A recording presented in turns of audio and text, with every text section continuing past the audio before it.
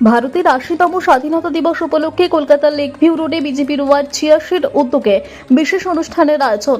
BJP নেতা অমিত রায়ের নেতৃত্বে জাতীয় পতাকা উত্তোলন ও দেশাত্মবোধক কর্মসূচির মধ্য দিয়ে দিনটি পালন করা হয়। অনুষ্ঠানে উপস্থিত ছিলেন রাজ্যের অর্থমন্ত্রী স্বপন দাশগুপ্ত সহ বিজেপি নেতৃবৃন্দ, রাজকমল পাঠক, ডক্টর শতরূপা তন্দ্রানী দাস দে সহ অন্যান্যরা। উপস্থিত ছিলেন দলের কর্মী ও স্থানীয় বাসিন্দারাও। অনুষ্ঠানে বাংলার ঐতিহ্য গৌরব পুনরুদ্ধারের আহ্বান জানান স্বপন দাশগুপ্ত। স্বাধীনতা সংগ্রামের ইতিহাস তুলে ধরেন অমিত রায়। পাশাপাশি দুস্থ প্রয়োজনীয় মানুষের হাতে নতুন পোশাক, শিশুদের স্কুল ব্যাগ, স্টেশনারি ও জুস তুলে দেওয়া হয়। फिल्म देखिए, मजाक करिए और एक थोड़ा सा टाइम चिंता कीजिए कि हम लोग कहाँ जा रहे हैं, हमारा देश कहाँ जा रहे हैं।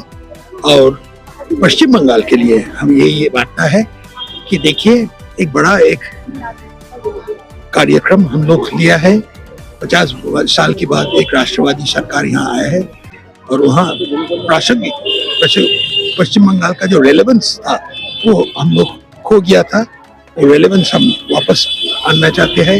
यहाँ एक सुस्त परिवेश तैयार करके हम लोग फिर जहाँ बहुत सा लोग बंगाली लड़का लड़की बंगाल के रहने वाला लोग सब दूसरा जगह चले गए थे क्योंकि यहाँ का माहौल ठीक नहीं था।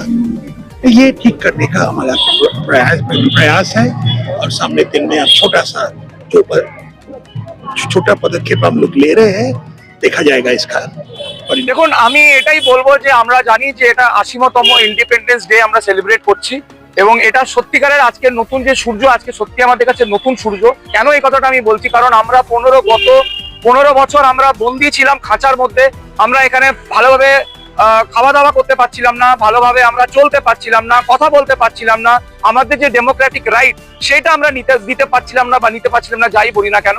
কিন্তু আজকে আমার মনে হচ্ছে আমরা স্বাধীন, কারণ আমাদের ভয় আউট, ভরসা ইন, এটাই আমি বলবো। এবং নতুন বাংলা বিজেপি সরকার আমলে আমি মনে করি গড়ে ওঠা হবে এবং গড়ে উঠবে, এটা বলেই আমি মনে করি। দেখুন, এটা তো স্বাভাবিক যে যখন একটা নতুন সরকার আছে সবাই চাইবেন যে এই সরকারে যোগ দেবেন, তারা আসবেন, তারা ফায়দা নেবেন। কিন্তু আমি এটাই বলবো আপনাদের মাধ্যমে সকলকে যে এটা বিজেপি, এটা কিন্তু তৃণমূল নয়। ফলে এখানে এইসব হবে না।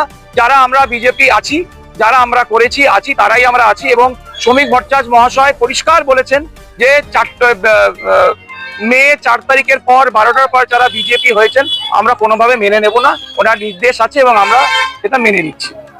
প্রোগ্রাম 15ই আগস্টে যে প্রোগ্রামটা সবাই করতে পারেন, সেটা দল হোক, মত হোক, যাই হোক, সবাই করছেন বা করবেন, এটাই আমি আশা করব, তাতে কোনো অসুবিধা নেই।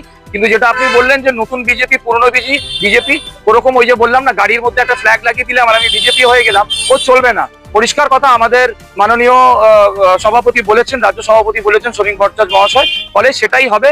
ওগুলো করে কোনো লাভ নেই। এবং আমি যতদূর জানি প্রশাসনকে বলা আছে কড়া হাতে এটা নেবার জন্য। আমি একটা ভুল কাজ করবো আর আমি পতাকা লাগিয়ে বলবো আমি বিজেপি, চলবে না। পরিষ্কার কথা, এটা আমাদের নির্দেশ দেওয়া আছে ওপর থেকে, চলবে না।